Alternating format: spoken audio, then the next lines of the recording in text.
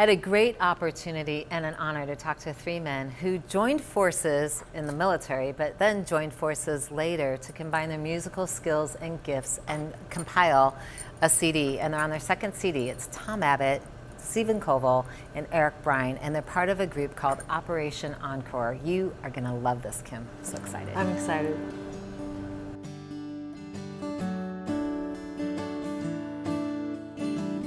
Feet back in my favorite Sims. Feel so good I can hardly handle. Got this green grass field all to myself. Just hours ago I was a world away, but I saved those thoughts for another day. The temper's shorter, at least I still got my head. So we're here with Erik Brine. He's the manager basically for Operation Encore. And Erik, thank you first of all so much for being here. Thank you for having us, Rebecca. Appreciate it. And I'm really interested, what did you do in the military? So I guess you'd say I was a pilot in the military. I'm still in the reserves and I still fly C-5s now, but I've had a 18-year career of flying, but then also a bunch of staff jobs in Washington, D.C. and the Pentagon. So we have with us another member from Operation Encore, Tom Abbott. Hi Tom, thanks for being here. Hi, thanks for having us. Okay, so first of all, what was your military background? You're obviously still not in the military. 21 years, 7 months, 11 days in the Air Force, flying A-10s for 5 years and F-16s for the other 16 odd years. So we have with us Stephen Covell, who's also part of Operation Encore, and he's here to share his journey with us as well. So thank you so much, Stephen, for being part of this, part of Operation Encore. First of all, you are combat medic to start with, right? Mm-hmm. So tell me a little bit about your military background. Yeah, I joined the Army in 2006 and did 2 deployments to Iraq with the 82nd Airborne. I was a line medic, so that means I was out on the ground, and then on my... You were in it. In the business. Yeah, wow. We worked southeast Baghdad. We were like the biggest medical center outside of the Green Zone. How did you get your start in music? Because that's far different than an A-10 driver and a F-16 flyer. So. When I was in college, I lent a friend that was in ROTC with me $100. He dropped out of school and never paid me back my $100. So I went over to his house one day and walked up the steps, and I saw him through the screen door sitting on his couch, and I walked in the house. I looked at him, he looked up at me, I looked around, I saw this guitar. So I just went over and picked the guitar up and looked at him and walked out of the house. And throughout your military experience, obviously music was part of that journey? It is. It's right? always, I've always been a big fan of music. It's been something that's been important to me my whole life, despite the fact that I have almost really no talent musically. It's surprising that this is someplace that I've found myself in a professional level as well. Well, music began really early. My mom got me into piano lessons when I was 7 or 8, and it was all by ear. It was called the Suzuki method. So she'd get mad at me because I wouldn't practice throughout the week, and then like right before we'd go in to see my teacher, I'd like listen to the song once or twice and then like play it perfectly. So she'd be like, "You're gonna go in there and you're not gonna know the song, and she's gonna know that you didn't practice," and I'd go in and do it. So I luckily had a good ear for music from a young age that has pretty much carried me on, because I still can't read like scores or anything like that. So I do it all by ear. So you started with the piano, but you're here with the guitar. Yeah, I picked up the guitar at 18, I went, my senior year of high school, and was self-taught for a while, then got lessons for a couple of years, but mostly been self-taught since 18. Burning fields and nights spent awake, listening to the thunder we pulled down, 'cause it's a lifetime. So Operation Encore, where did this come from? I mean, where did the idea originate? How did it start to form and gel? Sure. So 2 of my good friends, Chris and Rob, my fellow partners on Operation Encore, have been playing music forever. Rob and I went to school, undergrad, together 20-something years ago now at Boston University, where we first met. And Rob played music there, always brought his guitar places. And that continued on through our Air Force careers. And it was about 4 years ago now that we were both stationed in Washington, D.C., and we were both doing things kind of in the legislative and political space. I was working on the Hill for Senator Tim Kaine at the time as his defense fellow, and Rob was working in the legislative liaison office for the Air Force. So we were doing a lot in and around veteran policies, and we both really kind of felt compelled to be more involved and do more in the veteran space. And we thought music might be a great way to do that. You know, when I think of Operation Encore, the first thing I go, well, is this the audience? Is it supposed to be, you know, for veterans so we connect? But you guys had a bigger vision than that, so tell me a little bit about that. Absolutely. So the main purpose of Operation Encore, and the name kind of suggests this, is that it gives people the chance at a second career to do something if they're musically inclined. We had this desire to go out and find veterans or military people that maybe could play guitar and write a song. And we actually got really lucky and instead found a bunch of amazing artists that happened to be veterans or military members. And we wanted to see if they could find a way to capture their experience through a song, through music. We didn't want to do something that was political. We didn't want to do something that was just so patriotic. We weren't looking for songs about a flag. We were looking for songs about people's personal experiences, what it meant to them, or what their veteran experience brought out for them, emotionally. What was their personal experience? Yeah, so it derived basically from a job in filling a gap, right? It did, because we saw so many groups doing really good things, but missing on the message and not really understanding. I don't think it was clear to us, because we hadn't been in a civilian space as much in our careers before, how really misunderstood the veteran experience is, what it means to be an active duty member, and really how few people today understand that. There are plenty of people that have never even met a veteran or don't know anybody that serves on active duty or in the reserves, and up until that point in our lives, that had never been so apparent to us.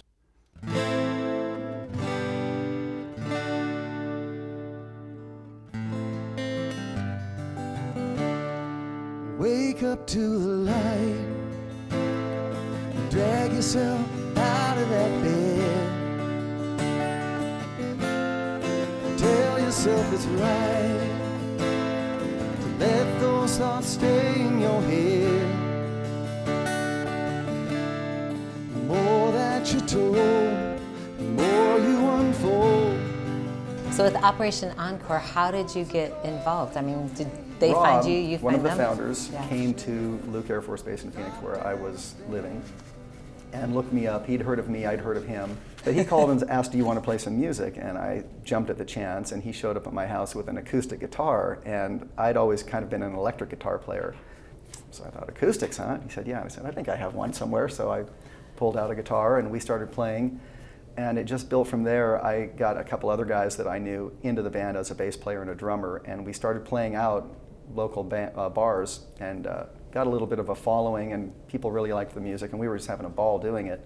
Then Rob came to us after a couple of years and told us about this project that he had envisioned with Eric and Chris, and asked us if we would like to be the studio band behind all of these veteran singer-songwriters. Creeps up like a shadow deep in the night. Tell yourself it's alright. Turn out the light. Okay, so how did you hook up with Operation Encore? Actually, I got really lucky. A fan emailed me and told me that, like, hey, there's this project. It's all veteran musicians. They're looking for other musicians to be a part of it, and she gave me the link to Operation Encore's email address, and I just sent off, I think might have just been an MP3 of a song, and heard back from Eric and Rob a few days later, and they're like, oh, we love it. It's exactly what we're looking for. So it was actually a really easy process. What's been great about Operation Encore is it's a way of telling stories that veterans have experienced through their military career and help put it in a context that everybody can understand. Honestly, some of the best feedback that I've gotten from doing these kinds of songs is messages from military family members who listen to, like Sandhills to Sandals was my track on the first album, and they said after listening to it, they're like, I feel like I understand more of what my son went through. Like when he came home, it was really hard for us to connect with one another. I didn't know how to talk to him about the experiences that he had because it was just totally alien to me. But Right. after hearing that song, it just kind of made that click for them, so they were able to kind of connect a little bit more on that level. As a kid you dream, oh, but those dreams are soon forgotten. Life's a beach, now just sand left in your pocket and your eyes, oh, no longer smile like cotton-bolt rockets, 'cause they're too busy staring down. So Operation Encore for me is that perfect way to bridge the gap between veterans and non-veterans with the shared love of music, you know. And it's kind of like Eric said earlier, with so many people who've never served in the United States, it's a great way for them to get in touch with veterans, because when you don't know about another group, you tend to hold them at bay, and this is a great way to get those two groups together. So how has this whole project been received so far? I mean, everywhere we've gone, anybody that we've talked to, anybody we've engaged with on social media or in person at shows has been super supportive, has loved it. The biggest challenge is in independent music, it's hard to get your voice heard. It's hard to break out. So that's been our biggest struggle, but everywhere we go and anybody that's heard our music has really loved it. Like there's not a care in the world, and I will bleed, 'cause I know they do the same, know they do the same for me. Do you have a defining moment or a life lesson in being part of Operation Encore? Or, I mean, I'm sure you have a few, but maybe one that you can share. Being a part of Operation Encore, I would just say the importance of working with other musicians, because I've always been a solo act. I had a hard time finding other people that I wanted to play with, but everybody that's been on the Operation Encore project, like, you know, just sit down in a room and you're like, wow, this is home. Like, these are the people that I want to like share and make music with. So that was honestly the best part about the whole thing, just being able to grow the community of musicians that I now know. What do you hope others will gather from Operation Encore? I just hope that they see that people in the military are just like they are. They love music, they're creative, they have creative outlets, they have a story to tell and a story to share. And that story is something that I would hope the non-veteran community would hear and feel, and they get it. People that aren't in the military or don't really know or understand the veteran experience, like you mentioned earlier, it's transcendent. It's a way to feel that experience, because even if you've never been in the military, you've probably experienced loss. Right. You don't have to have been deployed to have ever been lonely. Right. You don't have to go halfway around the world to miss somebody. And a lot of our songs, you hear a lot of that. And people, even if they don't understand that experience entirely, can relate to that. I think one of the most important things I want people to take away from it is that veterans are not caricatures. They're not like PTSD riddled, sociopaths or something that came back broken from the experiences that they had overseas. You know, we have wide-ranging interests. We laugh, we cry. I mean, we're just people. So the more that you can humanize that kind of caricature that people have in their head, especially if they don't know any veterans personally, that's, I think, something that's really powerful.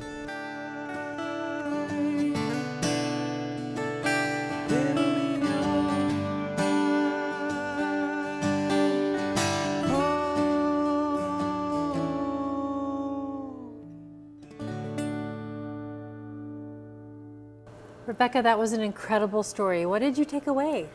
You know, there were 3 interviews, so there's a lot to take away, but I think overall, how healing and therapeutic and interconnected music is. I mean, the arts, and these guys could come together at any form, in any place, any location. One would start playing a guitar and they would just join each other and connect. And I think that connection that music and art does for us, along with healing and therapy, I love that, being part of that. It was really awesome. Music is so powerful. Well, one of the things about this show, Our Voice, is that we love sharing stories. And not just stories that we're interested in, but stories that we really feel you, the viewer, should care about and do care about. That's right. And we couldn't do this without the support of our sponsors. Yes, Fresh Air Media Entertainment, CenturyLink Arena, the Grove Hotel. We are so blessed to have such great sponsors on board. That's right. And also our viewers, thank you for your support as well And remember that your voice really matters to us. here on Our Voice.